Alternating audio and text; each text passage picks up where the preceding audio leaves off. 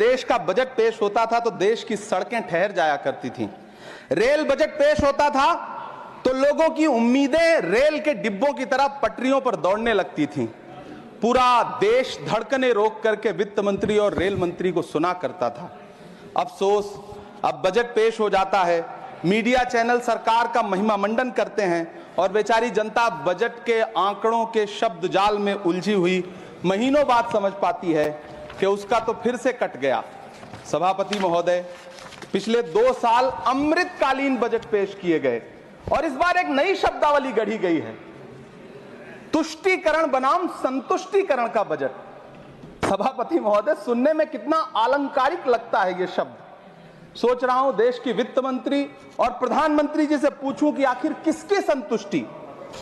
जिस बजट में मनरेगा के लिए 1 रुपए की बढ़ोतरी ना हो, वही पुराना 86,000 करोड़, जबकि पहले ही 9,754 करोड़ का घाटा हो, जिस मनरेगा से करोड़ों मजदूरों के घर में चूल्हा जलता हो, उस मनरेगा में काम करने वाले गरीब मजदूरों के लिए अगर आपके खजाने से 1 रुपया भी इजाफी नहीं निकल सका तो भला कौन संतुष्ट हुआ साहब? इस देश का गरीब मजदूर या आपके उद्योगपति दोस्त? वो जो महाराष्ट्र में लोकसभा और विधानसभा के बीच में 40 लाख मतदाता बढ़ाए गए थे, अरे उन्हीं के लिए मनरेगा का थोड़ा सा बजट बढ़ा देते। क्या उसमें मनरेगा का एक भी मजदूर नहीं था 40 लाख लोगों में? सारे के सारे 12 लाख की छूट वाले से आगे के लोग थे। सभापति महोदय, कल जब वित्त मंत्री जी देश की संसद में भाषण दे रही थी तो वहां मुंबई में कोई गरीब इंसान जब अपनी जेब टटोल करके अपनी मोटरसाइकिल में 1 लीटर पेट्रोल भरवा रहा था तो उस पेट्रोल की कीमत थी 103 रुपया प्रति लीटर। आखिर इतना महंगा पेट्रोल डीजल खरीद के कौन संतुष्ट हो रहा है? इस देश के गरीब लोग या फिर सरकार के चहेते धन्ना सेठ? सभापति महोदय, वित्त मंत्री जी इस बजट को मध्यम वर्ग को संतुष्ट करने वाला बजट बता रही हैं।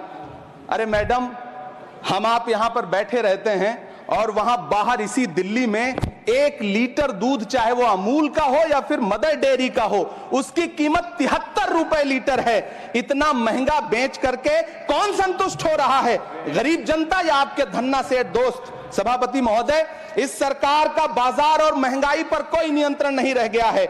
चाहे देश में लहसुन 400 रुपए किलो बिक जाए, टमाटर 100 रुपए किलो बिक जाए, प्याज का दाम सुनकर आंखों में आंसू आ जाए, लेकिन वित्त मंत्री महोदया बजट में महंगाई का मां भी नहीं बोलती हैं।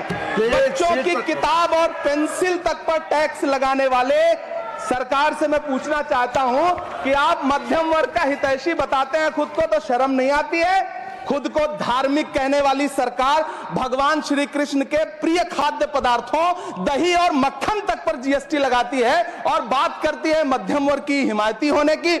जिंदा रहते हुए जनता से हर चीज पर टैक्स वसूलने वाली यह सरकार कम से कम मरने पर तो लोगों को बख्श देती, लेकिन नहीं, वहां भी लूटना है। अंतिम संस्कार के सामान, अगरबत्ती, धूप बत्ती, केवड़ा जल, चंदन पाउडर, जौ, बताशा, काला तिल, पंचरत्न, कपूर और कफन तक पर टैक्स लेने वाली यह सरकार किस मुंह से खुद को मध्यम वर्ग का हितैषी बताती है?